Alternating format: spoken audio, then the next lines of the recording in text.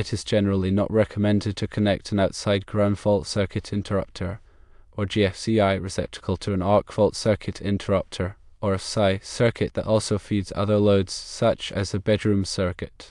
There are several reasons for this, primarily related to safety concerns, nuisance tripping, and code compliance. Firstly, double faulting can occur. If a fault happens in either the bedroom circuit or the outside GFCI receptacle, both the AFCI and GFCI protective devices could trip simultaneously. This leaves the entire circuit without any protection. This situation creates a hazardous environment. Secondly, arcing and short circuits are a concern. The AFCI is specifically designed to detect and interrupt arcing faults, while the GFCI is designed to protect against ground faults. If both devices trip at the same time, it can lead to excessive arcing and short circuits, which can potentially damage the entire electrical system. Thirdly, nuisance tripping is a significant issue. Because testing the outside GFCI receptacle will always trip the AFCI in the panel, this will cause unnecessary inconvenience and potential service calls. Fourthly, troubleshooting electrical problems becomes more difficult when both AFCI and GFCI devices are involved. It can be harder to determine which device tripped first, complicating the diagnostic process. Fifthly, code compliance must be considered.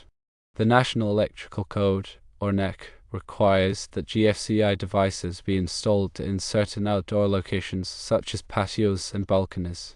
However, the NEC does not specifically require that these GFCIs must be connected to an AFCI circuit. In addition, some local building codes may allow or require the use of AFCI circuits in bedrooms, but they may still prohibit connecting outside GFCI receptacles to those same circuits. To further elaborate on the safety concerns, it is important to understand the individual functions of AFCIs and GFCIs. An AFCI is designed to protect against fires caused by arc faults. Arc faults are unintentional electrical discharges that occur when electricity jumps from one conductor to another. These can happen due to damaged wiring, loose connections, or other electrical malfunctions. The AFCI detects these arc faults and quickly shuts off the circuit to prevent a fire from starting.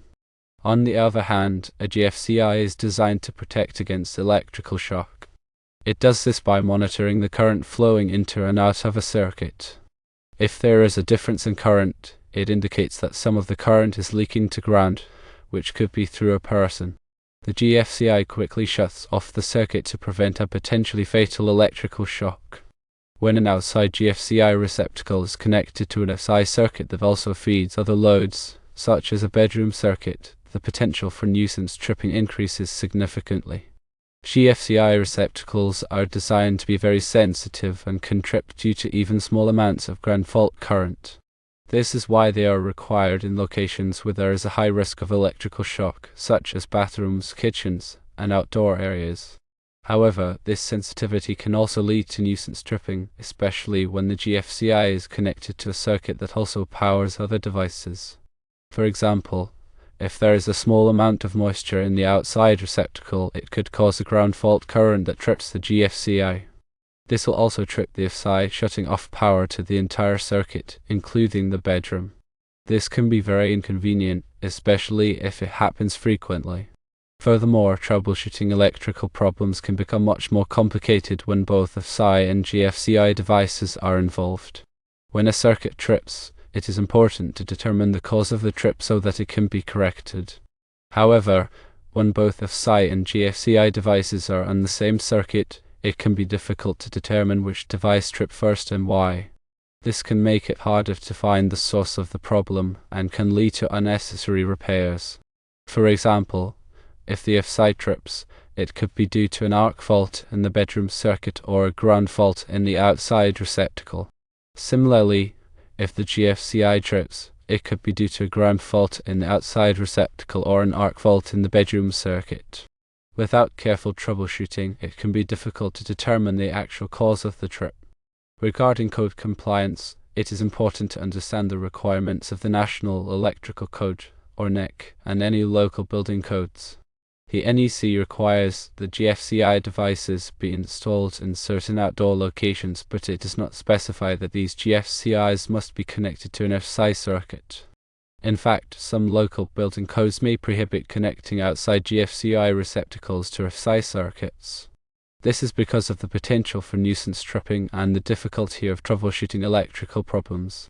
To avoid these potential problems, it is generally recommended to connect the outside GFCI receptacle to a separate circuit that is not protected by an AFCI.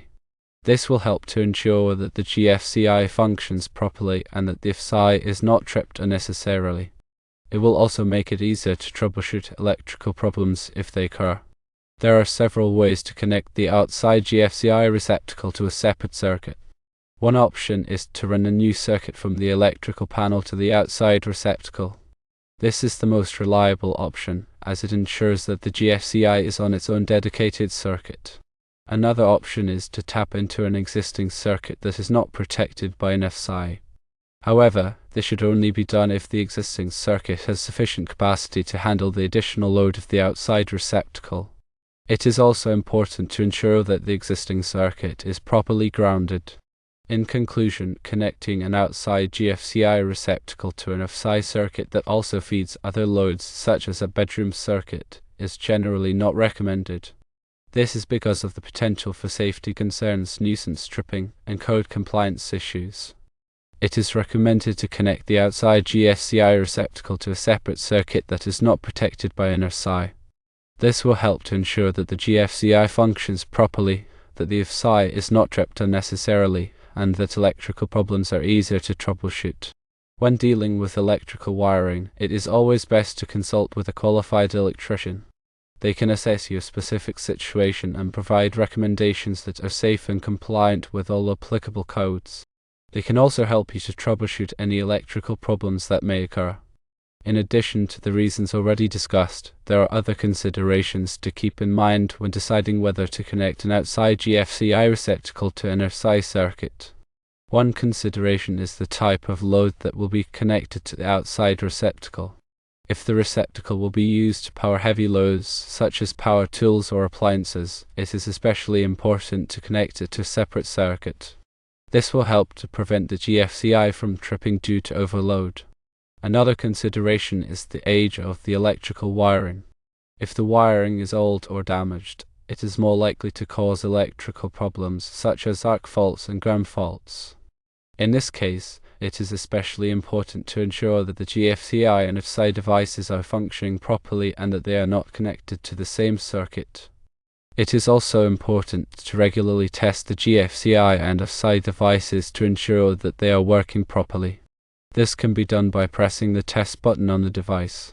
If the device does not trip when the test button is pressed, it should be replaced immediately. Finally, it is important to be aware of the potential hazards of working with electricity. Electricity can be dangerous, and it is important to take precautions to avoid electrical shock. Always turn off the power to the circuit before working on any electrical wiring. Wear rubber gloves and eye protection. And never work on electrical wiring when you are wet or standing in water. By following these safety precautions, you can help to prevent electrical accidents. In summary, connecting an outside GFCI receptacle to an AFCI circuit that also feeds other loads can lead to a variety of problems, including safety concerns, nuisance tripping, and code compliance issues. To avoid these problems, it is generally recommended to connect the outside GFCI receptacle to a separate circuit that is not protected by an AFCI. When dealing with electrical wiring, it is always best to consult with a qualified electrician to ensure that the work is done safely and in accordance with all applicable codes. Let's delve further into the technical aspects of why combining GFCI and AFCI protection on the same circuit, particularly with an outdoor receptacle, can create complications. We will examine the underlying principles of each technology and how they interact in such scenarios. Arc fault circuit interrupters, or AFCIs, are designed to detect and mitigate the risk of electrical fires caused by arc faults. Arc faults occur when electrical current deviates from its intended path and flows through an unintended medium, creating a spark or arc. These arcs can generate intense heat, which can ignite nearby flammable materials, leading to a fire. AFCIs employ sophisticated electronic circuitry to analyze the characteristics of the electrical current. They look for specific patterns and signatures that are indicative of arc faults, such as erratic current fluctuations, high-frequency noise, and waveform distortions. When an AFCI detects an arc fault, it quickly interrupts the circuit, cutting off the flow of electricity and preventing a fire from starting.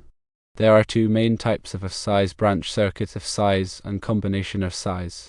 Branch circuit AFCIs protect against arc faults in branch circuits, which are the circuits that supply power to outlets and appliances.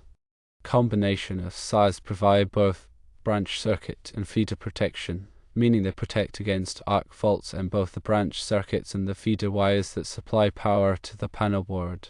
Ground fault circuit interrupters, or GFCIs, on the other hand, are designed to protect against electrical shock.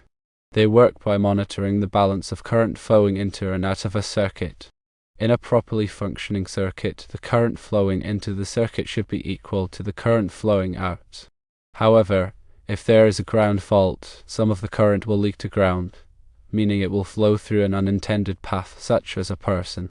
GFCIs are incredibly sensitive and can detect even very small amounts of ground fault current, typically in the range of 5 mA.